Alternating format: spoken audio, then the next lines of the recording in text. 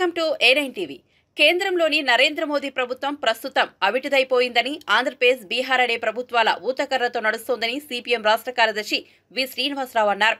ప్రకాశం జిల్లా ఒంగోలులోని జిల్లా సిపిఎం కార్యాలయం సుందరయ్య భవన్లో జిల్లా కమిటీ సమావేశంలో పాల్గొనేందుకు వచ్చిన శ్రీనివాసరావు ఆ పార్టీ జిల్లా కమిటీ సభ్యులు షేక్ మాబూ, కంకణాల ఆంజనేయులతో మీడియా సమావేశం నిర్వహించారు. ఈ సందర్భంగా ఆయన మాట్లాడుతూ, ఇటీవల జరిగిన సమావేశంలో రాష్ట్రానికి రావాల్సిన హక్కుల గురించి మాట్లాడాలని, తన పార్టీ ఎంపీలకు చెప్పాల్సిన ముఖ్యమంత్రి చంద్రబాబు నిధుల సమీకరణపై దృష్టి పెట్టాలని చెప్పడం కరెక్ట్ కాదని, తాజాగా జరిగిన ఎన్నికల్లో పార్లమెంట్లో మెజార్టీ ఉన్న తెలుగుదేశం, రాజ్యసభలో మెజార్టీ ఉన్న వైఎస్ఆర్సీపీలు రాష్ట్రానికి రావాల్సిన హక్కుల విషయంలో నోరు మెదపకపోవడం దారుణమని శ్రీనివాసరావు అన్నారు.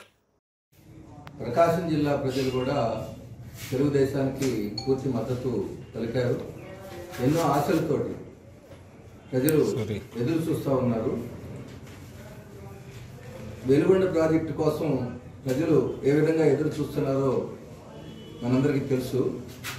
ముఖ్యంగా ప్రాజెక్టుల విషయంలో గత ప్రభుత్వం నిర్లక్ష్యంగా వ్యవహరించింది. మన ఒంగోలుకి, కందుకూరుకి, కనిగిరికి, ఈ చుట్టుపక్కల ఉండేటువంటి పట్టణాలతో పాటు అనేక వందల గ్రామాలకి మంచినీళ్లు అందించేటువంటి గుళ్ళకమ్మ, రామతీర్థం రిజర్వాయర్లు వాటిని కనీసమైనటువంటి మరమ్మతులు చేయని కారణంగా నీళ్లు నిలబెట్టుకోలేనటువంటి పరిస్థితి ఏర్పడింది. వచ్చినటువంటి నీళ్లను కూడా నిలబెట్టుకోలేనటువంటి పరిస్థితి. గుళ్ళకమ్మ 650 కోట్ల రూపాయలు ఖర్చు పెట్టి దాన్ని నిర్మించాం. 6 లక్షల రూపాయలు పెట్టి మరమ్మతులు చేయగలిగితే ఆ గేట్లు కొట్టకపోయేది కాదు. అట్లాగే కాలువలు వాటిని మరమ్మతులు చేయని కారణంగా వదిలినటువంటి నీళ్లు నిరుపయోగంగా వాగుల్లోకి, వంకల్లోకి, రోడ్ల మీదకి వస్తున్నటువంటి పరిస్థితి ఉంది. అట్లా ఈ ప్రాజెక్టుల విషయంలో చాలా నిర్లక్ష్యంగా ఉన్నటువంటి కానీ వెంటనే కొత్త ప్రభుత్వం వాటి మీద దృష్టి పెట్టాలి. రామతీర్థం రిజర్వాయర్, ఆ రిజర్వాయర్ని ఉపయోగించుకోలేకపోతా ఉన్నాం. ఒక కాలువ, కారు మంచి మేజర్ కాలువ తెగి అక్కడ 25,000 ఎకరాలకి సుమారు 40 గ్రామాలకి నీరు అందించేటువంటిది. అక్కడ గ్రానైట్ వాళ్ళ జోలికి వెళ్లకుండా గ్రానైట్ క్వారీ తవ్విన కారణంగానే ఆ కాలువ తెగిపోయింది. దాని ఇంతవరకు కూడా మరమ్మతులు చేయలేదు. అంతకుముందు ప్రభుత్వం చేయలేదు, ఈ ప్రభుత్వం చేయలేదు. గత 6 సంవత్సరాల నుంచి ఆ విధంగానే ఉంది. అటువంటి అన్ని కూడా వెంటనే ప్రభుత్వం చర్యలు తీసుకోవాలి. వాటి మరమ్మతులు చేయాలి, నీళ్లు అందించేటువంటి ప్రయత్నం చేయాలి. అట్లాగే జిల్లాలో ఉండేటువంటి వెనుకబడినటువంటి ప్రాంతానికి అనేక ప్రాజెక్టులు కూడా పెండింగ్లో ఉన్నాయి. వాటి విషయం కూడా జోక్యం చేసుకోవాలి. అలాగే కౌలు రైతుల విషయంలో ప్రకాశం జిల్లాలో కౌలు రైతులు పెద్ద సంఖ్యలో ఉన్నారు. వాళ్ళ విషయం ఈ ప్రభుత్వం గాలికి వదిలేసింది. అంతకుముందు ప్రభుత్వం CCRC కార్డుల పేరుతోటి సంతకం పెడితేనే అనేటువంటి ఒక కాజు పెట్టి కౌలు రైతులు ఎవరికి కూడా ఎలాంటి ప్రభుత్వ సహాయం చేయడానికి సిద్ధపడలేదు. ఈ ప్రభుత్వం వెంటనే దాన్ని మార్పు చేసి కౌలు రైతులను కూడా ఆదుకోవాల్సినటువంటి అవసరం ఉంది. ఇటు పార్లమెంటు, ఇటు అసెంబ్లీ 2 సమావేశాలు కూడా ప్రారంభం కాబోతున్నాయి. ఎన్నికలు అయిపోయి కొత్త ప్రభుత్వాలు వచ్చాక ముఖ్యంగా మన రాష్ట్రంలో ఈ కొత్త ప్రభుత్వం మీద ప్రజలు కోటి ఆశలు పెట్టుకున్నారు. వాళ్ళ సంబంధించిన సమస్యలన్నీ పరిష్కారం అవుతాయి త్వరగా. ఇంతకు ముందు ఉన్నటువంటి అనేక నిరంకుశమైన పద్ధతులు, అరాచకమైనటువంటి పద్ధతులన్నీ కూడా అంతమవుతాయని చెప్పని ప్రజలు ఆశిస్తున్నారు. అయితే బడ్జెట్ సెషన్, రాష్ట్ర బడ్జెట్ సెషన్ 5 రోజులే జరుగుతున్నది. అంటే 5 రోజులే జరుగుతున్నదంటే బడ్జెట్ ఇప్పుడు పెడతారా లేకపోతే నెక్స్ట్ సెప్టెంబర్లో పెడతారా అనేటువంటిది క్లారిటీ కూడా లేదు. పార్లమెంటు బడ్జెట్ సెషన్ మాత్రం ప్రారంభం కాబోతున్నది. ఈ కేంద్ర ప్రభుత్వం తెలుగుదేశం మద్దతు మీద 2 కాళ్ళు కుంటి అయిపోయినాయి. ఇప్పుడు మోడీకి 2 ఊతకర్రలు పెట్టుకొని నడుస్తున్నాడు. ఒకటి చంద్రబాబు ఇచ్చాడు ఊతకర్ర, ఇంకొక కర్ర నితీష్ కుమార్ ఇచ్చాడు. 2 ఊతకర్రలు పెట్టుకొని ఈరోజు కేంద్రం నడుస్తా ఉంది.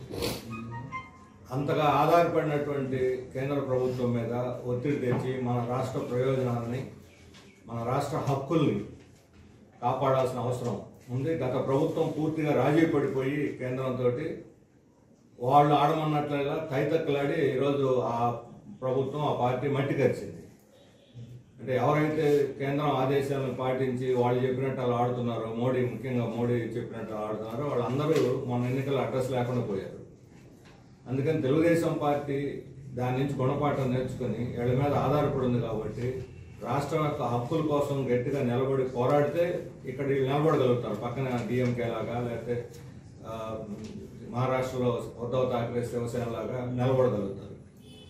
లేకపోతే ఇక్కడ జనసేన ఇక్కడ వైసీపీ లాగానో తెలంగాణలో బీఆర్ఎస్ లాగానో అయిపోతుంది పరిస్థితి. ఆ రకంగా ధృతరాష్ట్ర కౌగిలి కేంద్ర ప్రభుత్వం యొక్క ప్రేమ అంతా కూడా అది ధృతరాష్ట్ర కౌగిలి అంటారు. ప్రేమ అభిమానం కాదు, ద్వేషం, నాశనం చేయాలి, విధ్వంసం చేయాలనే దీంతో చేసేది. అందుకని మన రాష్ట్రం నుంచి ఎన్నికైనటువంటి ఎంపీలు పూర్తిగా మన రాష్ట్ర ప్రత్యేక హోదా ఆంధ్రప్రదేశ్కి, విభజన హామీల అమలు కోసం, విశాఖ ఉక్కు ఫ్యాక్టరీని ప్రైవేటీకరించకుండా నిలుపుదల చేయడానికి హామీ తీసుకోవటం, కడప ఉక్కు ఫ్యాక్టరీని సాధించడం, ప్రకాశం జిల్లాతో సహా వెనుకబడిన ప్రాంతాలకి బుందేల్ఖండ్ తరహాలో ప్రత్యేక ప్యాకేజీ తీసుకురావటం, ఈ విషయాల మీద వాళ్ళు కేంద్రీకరించి పోరాడాలని చెప్పి నేను కోరుతున్నాను. నిన్న చంద్రబాబు నాయుడు గారు వాళ్ళ ఎంపీలను కూర్చోబెట్టి చెప్పినటువంటి విషయాల్లో, వాళ్ళని ఆదేశించినటువంటి విషయాల్లో రాష్ట్రాన్ని నిధులు సాధించండి అని అన్నాడు తప్ప ఈ హక్కులు సాధించమని ఆయన మాట మాత్రం కూడా చెప్పలేదు. ప్రధానమంత్రిని 2 సార్లు కలిసినప్పుడు కూడా ఈ అంశాలు ఏవి ఆయన లేవనెత్తకపోవడం చాలా విచారకరమైన విషయం. రాష్ట్ర ప్రయోజనాలను దెబ్బతీసేవి. మనకన్నా తక్కువ సీట్లు ఉన్న బీహార్ ముఖ్యమంత్రి నితీష్ కుమార్ వచ్చి రావడంతో ఆయన అజెండా ప్రత్యేకంగా ప్రకటించేశారు. బీహార్ ప్రత్యేక హోదా కావాలి, వెనుకబడిన ప్రాంతాల నిధులు ఇవ్వాలి, ఇవన్నీ కూడా ఆయన ఎజెండా కింద ఎన్డీఏ ముందు పెట్టేశాడు. కానీ చంద్రబాబు నాయుడు గారు మాత్రం మౌనంగా ఉంటున్నారు. ఇది రాష్ట్రానికి హాని చేస్తుంది ఈ రకమైనటువంటి వైఖరి. అందుకని మన ఎంపీలు అందరూ గట్టిగా నిలబడి రాష్ట్రానికి ప్రత్యేక హోదా కోసం పోరాడాలని చెప్పి మేము విజ్ఞప్తి చేస్తున్నాం. అలాగే వైఎస్ఆర్సీపీ వాళ్ళు అంశాల వారి మద్దతు అంటే గత ప్రభుత్వం ఉన్నప్పుడు ఏ వైఖరి తీసుకున్నారు, ఇప్పుడు అదే వైఖరిని బీజేపీ పట్ల కొనసాగిస్తున్నారు. ఒకవైపు వాళ్ళు తెలుగుదేశంతో పోరాడతాం, అది చేస్తాం, ఇది చేస్తాం అంటారు. రెండో వైపు ఆ తెలుగుదేశం భాగస్వామి కొన్న కేంద్ర ప్రభుత్వానికి వీళ్ళు మద్దతు ఇస్తున్నారు. అంటే వైసీపీ యొక్క తెలుగుదేశం వ్యతిరేకత అనేది ఒట్టి మాటలే. వాళ్ళు రాష్ట్ర ప్రభుత్వం వాళ్ళ సొంత రాజకీయ ప్రయోజనాల కోసం రాష్ట్ర ప్రయోజనాలు కూడా వాళ్ళు తాకట్టు పెడుతున్నారు. నిజంగా రాష్ట్ర ప్రయోజనాల కోసం అయితే రాష్ట్ర ప్రత్యేక హోదా కోసం ఇప్పుడు 16 మంది, నాకు 15 మంది ఎంపీలు ఉన్నారని చెబుతున్నాడు జగన్మోహన్ రెడ్డి గారు. 11 మంది రాజ్యసభలో ఉన్నారు, ఒక పెద్ద కంటింజెంట్. రాజ్యసభలో ఇప్పుడు వీళ్ళ మద్దతు లేకుండా బిల్లులు కూడా పాస్ అవ్వవు. తెలుగుదేశానికి లేరు రాజ్యసభలో, వీళ్ళకి 11 మంది ఉన్నారు. లోక్సభలో వాళ్ళకి 15 మంది ఉన్నారు, వీళ్ళకి 4 ఉన్నారు. కానీ మొత్తం కలిస్తే 25, 11, 36 మంది అవుతారు పెద్ద కంటింజెంట్. మరి ఇద్దరు కలిస్తే రాష్ట్రాల హక్కులను కాపాడగలరు. మరి వాళ్ళేమో బీజేపీలో భాగస్వామి కూడా మాట్లాడరు, వీళ్ళేమో ప్రతిపక్షంలో ఉండి కూడా మాట్లాడరు. ఇక్కడ అసెంబ్లీకి హాజరు కాకుండా వైసీపీ ఢిల్లీలో పోయి మేము కూర్చొని ధర్నాలు చేస్తాము, ఈ రాష్ట్రంలో జరిగే అంశాలు అన్నారు తప్ప ఢిల్లీలో కేంద్ర హక్కుల కోసం, కేంద్రం నుంచి రావాల్సిన హక్కుల కోసం, రాష్ట్రాల హక్కుల కోసం ధర్నా చేస్తామని చెప్పటం. రాష్ట్ర ప్రజల కోసం, రాష్ట్రాల హక్కుల కోసం ఢిల్లీలో ధర్నా చేయాలి. రాష్ట్రంలో జరిగే వాళ్ళ మీద జరిగే అగాయిత్యాలు, అన్యాయాలు వాళ్ళు అనుకునేమంటే ఇక్కడ అసెంబ్లీలో పోరాడాలి, ఇక్కడ ప్రజల్లోకి పోవాలి. దానికి బదులుగా రివర్స్లో ఉంది వాళ్ళ వైఖరి. కాబట్టి నిస్పృహతో రాజకీయాలు చేసినందువల్ల రాష్ట్రానికి మేలు జరగదు. ఇందులో వైసీపీ కూడా తన వైఖరి మార్చుకొని ప్రజల తరఫున పార్లమెంట్లో పోరాడాలని చెప్పి మూసీలో వదిలి ఎక్స్టెండ్ చేసి ఈ దిగువ ప్రాంతం అంతా సాగులోకి వస్తాయి. అప్పటి నుంచో కోరుకుంటాం. అలాగే మన పల్నాడు జిల్లాలో వరికిసెలపూడి అని చిన్న ప్రాజెక్టు జగన్మోహన్ రెడ్డి దానికి శంకుస్థాపన చేశాడు, భూసేకరణ అయింది, కానీ నిధులు కేటాయించింది. అలాగే గుంటూరు ఛానల్ ఎక్స్టెన్షన్ కానీ చేస్తే మనకి ఈ బాపట్ల జిల్లాలోని ఈ కాలువ చివరి భూములు, నీటిపారుదల లేనటువంటి భూములన్నిటికీ వస్తుంది. అలాగే మనకి రాయలసీమలో ఈ గాలేరు నగరి, మన ఈ తెలుగు గంగ, మన అందిరినేవ, ఇవి మెయిన్ కెనాల్స్ అయినాయి. పిల్ల కాలువలు కాలేదు, చెరువులు పొంగిపోతుంటాయి వర్షాలు వస్తే, వరదలు వచ్చినట్టుగా పొలాలకు నీళ్లు రావు.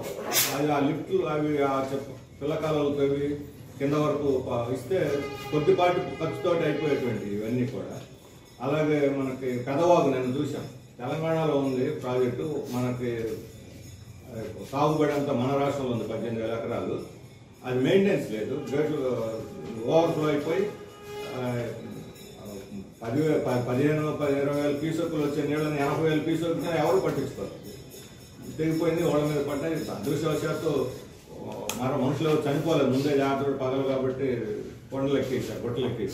కానీ పశువులు చనిపోయి, పొలాలను మునిగిపోయినాయి. ఎవరు దీనికి ఇది నేరం ఒక రకంగా. పోయిన ప్రభుత్వ హయాంలో అన్నమయ్య ప్రాజెక్టు తెగిపోయింది. ఇప్పుడు ఈ ప్రభుత్వ హయాంలో పెదవాగు కొట్టుకుపోయింది. ఈ రకంగా ఆ ప్రభుత్వం ఈ ప్రభుత్వం తేడా లేకుండా ఇరిగేషన్ పోలవరం మీద ముఖ్యమంత్రి దృష్టి పెడుతున్నారు, మంచిదే. రాజధాని మీద దృష్టి పెడుతున్నారు, మంచిదే. గత హయాంలో రాజధాని పోలవరం అని మిగతా రాష్ట్రం నిర్లక్ష్యమైంది. ఈసారి అలా నిర్లక్ష్యం కాకుండా వెనుకబడిన ప్రాంతాల మీద ప్రత్యేక దృష్టి పెట్టి ఈ ప్రాజెక్టులన్నీ పూర్తి చేయాల్సినటువంటి అవసరం ఉంది. ఇప్పుడు పుష్కరం లిఫ్ట్ ఇరిగేషన్ ఉంది, వంశధార ఫేజ్ 2 ఉంది, కోటపల్లి బ్యారేజ్ ఉంది, వెంకటనగరం పంపింగ్ స్కీమ్ ఉంది, దాటిపూడి లిఫ్ట్ ఇరిగేషన్ ఉంది, సమస్యల సన్నముఖి అన్ని 70-80% చివరిలో ఆగిపోయినటువంటి లిఫ్ట్ ఇరిగేషన్ కెనాల్స్, ఇటువంటి చిత్రావతి బ్యాలెన్సింగ్ రిజర్వాయర్ 95% కొద్దిగా ఖర్చు పెడితే పూర్తి అయిపోతాయి అన్నీ కూడా. దాదాపు 10-15 ప్రాజెక్టులు. కాబట్టి ఈ ప్రభుత్వం చంద్రబాబు నాయుడు గారు వాగ్దానం చేసినట్టుగా ఇరిగేషన్ ప్రాధాన్యతనిచ్చి తక్షణం ప్రణాళికబద్ధంగా పూర్తి చేయాల్సినటువంటి అవసరం కనిపిస్తుంది. పార్లమెంట్లో పోరాడాలని చెప్పి కోరుతున్నాం. అలాగే అసెంబ్లీలో ఈ బడ్జెట్లో ప్రకాశం జిల్లాకి ఇప్పుడు ఈరోజు నిన్న జరిగిన సమావేశంలో జిల్లా కమిటీ ప్రత్యేకంగా తీర్మానం కూడా చేసింది. ఈ జిల్లా అభివృద్ధి కోసం 10,000 కోట్ల ప్యాకేజీ ప్రకటించాలని. అసెంబ్లీలో ఇట్లాంటి వెనుకబడిన ప్రాంతాలు, ముఖ్యంగా ఇరిగేషన్ మీద గత ప్రభుత్వం 5 సంవత్సరాల పాటు తీవ్రమైనటువంటి నిర్లక్ష్యం ప్రదర్శించింది. నేను మీకు కొన్ని ఉదాహరణలు చెబుతాను. మొత్తం గత 4 సంవత్సరాల్లో, అంటే లాస్ట్ బడ్జెట్ అనామత్ బడ్జెట్ కాబట్టి దాన్ని మినహాయిస్తే 32,000 కోట్లు బడ్జెట్ ఇరిగేషన్ ప్రాజెక్టులు కేటాయిస్తే 61,500 కోట్లు కేటాయిస్తే 32,000 కోట్లు మాత్రం ఖర్చు పెట్టారు. అంటే కేటాయించిన దాంట్లో కూడా సగమే ఖర్చు పెట్టారు. ఈ ఫిగర్స్, నేను చెప్పే ఫిగర్స్ మాజీ ఇరిగేషన్ మినిస్టర్ ప్రకటించింది. ఇప్పుడు ప్రభుత్వం కాదు, గత ప్రభుత్వమే ఇరిగేషన్ మినిస్టర్గా ఉన్నటువంటి రాంబాబు ప్రకటించే లెక్కలు చెప్తున్నారు. 61,500 కోట్లు కేటాయిస్తే 4 ఏళ్లలో 32,000 కోట్లు ఖర్చు పెట్టారు. చిన్న ప్రాజెక్టులు, మైనర్ ప్రాజెక్టులు, మేజర్ ఉత్తర ఆంధ్ర, మన ప్రకాశం జిల్లా, నెల్లూరు, రాయలసీమ జిల్లాలు, వీటికి సంబంధించిన 100 కోట్లు 150 కోట్లు ఖర్చు పెడితే ఏడాది 2 నెలలు పూర్తి అయిపోతుంది. బెస్ట్ ఎగ్జాంపుల్ ఏంటంటే గత తెలుగుదేశం ప్రభుత్వం, ఈ ప్రభుత్వం, వైసీపీ ప్రభుత్వం, ఈ 10 ఏళ్లలో జరిగిన చాలా ఘోరమైనటువంటిది. ఉదాహరణ ఎంత నిర్లక్ష్యంగా ఉన్నారనడానికి, విజయనగరం జిల్లాలో జంజావతి ప్రాజెక్టు 4 TMC అంటే 25-30 ఎకరాలకి నీటిపారుదల జరిగేటువంటి వెనుకబడిన ప్రాంతాలు జరిగేది. అది ఒరిస్సా ప్రభుత్వం కింద 150 మీటర్ల స్థలము ఉన్నందువల్ల సిటీలు కాక 10 ఏళ్ళ నుంచి ఆగిపోయింది. ఏమంటారు? 150 మీటర్లు అంటే ఈ సుందరైన భవనం రోడ్డు అంత ఉంటుంది, సుందరై భవనం రోడ్డు అంత ఉంటుంది స్థలం ఒరిస్సాది ఆగిపోయి చేసినందువల్ల 4 TMCల ప్రాజెక్టులో 1/2 TMC వాడుకుంటున్నాం. అంటే 3-4 TMCలు వాడుకోవట్లేదు. ఈ 2 ప్రభుత్వాల యొక్క వెనుకబడిన ప్రాంతాల నిర్లక్ష్యం. ఇప్పుడు మన వెలుగొండ ఉంది, ప్రకాశం జిల్లా వెలుగొండ. ఇది 3 జిల్లాలకి నీటి సరఫరా చేసి ఎదురు చూస్తున్నారు గవర్నమెంట్ నీళ్ల కోసం. ఇంతవరకు అక్కడ పునరావాసం 7 గ్రామాల ప్రజలకు పునరావాసం కల్పించలేదు. ఇప్పుడు మొన్న అక్టోబర్లో జగన్మోహన్ రెడ్డి గారు పైపని పూర్తి అయిపోయిందని టన్నల్ ప్రారంభం అన్నారు. టన్నల్ ప్రారంభం వస్తే సరిపోయిందా? అప్రోచ్ ఛానల్ పూర్తి కాలేదు, రిజర్వాయర్ నీళ్లు వదిలితే ఆడ గ్రామాలు ఉన్నాయి. ఎందుకు టన్నల్ తవ్వి కూడా నిరుపయోగమైన పరిస్థితి, కాలువలు పూర్తి కాలేదు. మరి గత తెలుగుదేశం ప్రభుత్వంలో అప్పుడు ఇరిగేషన్ మినిస్టర్గా ఉన్నటువంటి ఉమామహేశ్వర గారు ఇదిగో సంక్రాంతి అంటే 4 సంక్రాంతులు నెట్టాడు. వెలుగొండ దారిని వెలుగొండ పోయింది. వీళ్ళు వచ్చిన తర్వాత ఇదిగో దసరా అంటూ ప్రతి అక్టోబర్ నవంబర్ దసరాలు పెట్టారు, ముహూర్తాలు, దసరాలు పోయినాయి. ఇప్పుడు వెలుగొండ అక్కడే ఉంది. గత మన అవటాన్ అకౌంట్లో 1,500 కోట్లు కేటాయించారు. అంతకుముందు 100 కోట్లు 120 కోట్లు కేటాయించడం, 50 కోట్లు 60 కోట్లు ఖర్చు పెట్టారు. ఒకనొక దశలో కాంట్రాక్టులు డబ్బులు ఇవ్వకుండా మిషన్లన్నీ అక్కడ వదిలేసి వెళ్ళిపోయారు. 2 ఏళ్ళు పనులు కూడా జరగలేదు. మరి ఈ బడ్జెట్లో మన రాష్ట్రం వెలుగొండకి 2,000 కోట్లు కేటాయిస్తే టన్నల్ పునరావాసం ముందు పూర్తి అయిపోతే టన్నల్స్ 1 టన్నల్ అయినా నీళ్లు వదిలే ముందు మేలు జరుగుతుంది, భూగర్భ జలాలు పెరుగుతాయి. నీళ్ళు వదలాలంటే పునరావాసం పూర్తి కావాలి. పునరావాసం పూర్తి అయితే నీళ్ళు వదిలితే ప్రకాశం జిల్లాకి తక్షణం మేలు జరుగుతుంది ఎరువుబడిన ప్రాంతాలు. మరి ఆ రకంగా ప్రణాళికబద్ధంగా ఒక 5 ఏళ్లలో మొత్తం చేయగలిగినటువంటి పనుల్ని 20 ఏళ్ళు, 30 ఏళ్ళు, 50 ఏళ్ళు సాగుతూ దీర్ఘకాలంగా ఉండటం కాదు. ఏడాదిలో చేయాల్సిన ప్రాజెక్టులు ఏంటి, 2 ఏళ్లలో చేయాల్సిన ఏంటి, 3 ఏళ్లలో చేయాల్సిన ఏంటి, 5 ఏళ్లలో చేయాల్సిన ఏంటి, ఒక షెడ్యూల్ ప్రకటించి ఇరిగేషన్ ప్రాజెక్టులు అన్నింటికి ఒక సిస్టమేటిక్గా ప్రణాళికబద్ధంగా పూర్తి చేస్తే మన వెనుకబడిన ప్రాంతాలకు న్యాయం జరుగుతుంది. అందువల్ల మొన్న పోయిన ఆగస్టు, సెప్టెంబర్ మాసాల్లో చంద్రబాబు నాయుడు గారు ప్రతిపక్ష నాయకుడిగా రాష్ట్రంలోని ప్రాజెక్టులన్నీ సందర్శించాడు. ప్రత్యేకంగా యాత్ర పెట్టుకున్నాడు ప్రాజెక్టుల కోసం. అంటే మేము రాబోయే ప్రభుత్వం ప్రాజెక్టులు ప్రాధాన్యతనిస్తాము నిర్మాణానికి అని చెప్పి కూడా ఆయన ప్రకటించారు. గత 5 ఏళ్లలో నిర్లక్ష్యం జరిగింది. మరి దాన్ని ఎలా సరిదిద్దుతారు? రాజకీయాలు అయితే కక్ష సాధింపులు చేస్తారు. వాళ్ళు ఇల్లు పడగొడితే మేము ఒక ఇల్లు పడగొడతాం, వాళ్ళు ఒకరిని చంపితే మేము ఒకరిని చంపుతాం, ఇద్దరు పోటీలు పడి ఎవరు అధికారులు ఉంటే వాళ్ళు చేసుకుంటున్నారు. మరి ప్రజల పనుల్లో కూడా పోటీలు పడాలి కదా. ప్రభుత్వం యొక్క వైఫల్యాల మీద దండయాత్ర చేసిన తెలుగుదేశం వాటన్నింటినీ సర్దిద్ది ప్రజలకు న్యాయం చేయాలి. ఈ 5 రోజుల బడ్జెట్ సెషన్ కాదు, స్వల్పకాలిక సెషన్ కాదు, దీన్ని పూర్తి బడ్జెట్ సెషన్గా మార్చి రాష్ట్రంలో ఉన్న సమస్యలు అన్నిటికీ పరిష్కారం చూపుతారని ప్రజలు ఆశిస్తున్నారు. ఆ మేరకు నిర్ణయం చేయాలని చెప్పి మేము కోరుతున్నాం. ఇరిగేషన్కి చిన్న ప్రాజెక్టులు ప్రణాళికబద్ధంగా ప్రతి సంవత్సరం పూర్తి అయ్యేటప్పుడు పూర్తి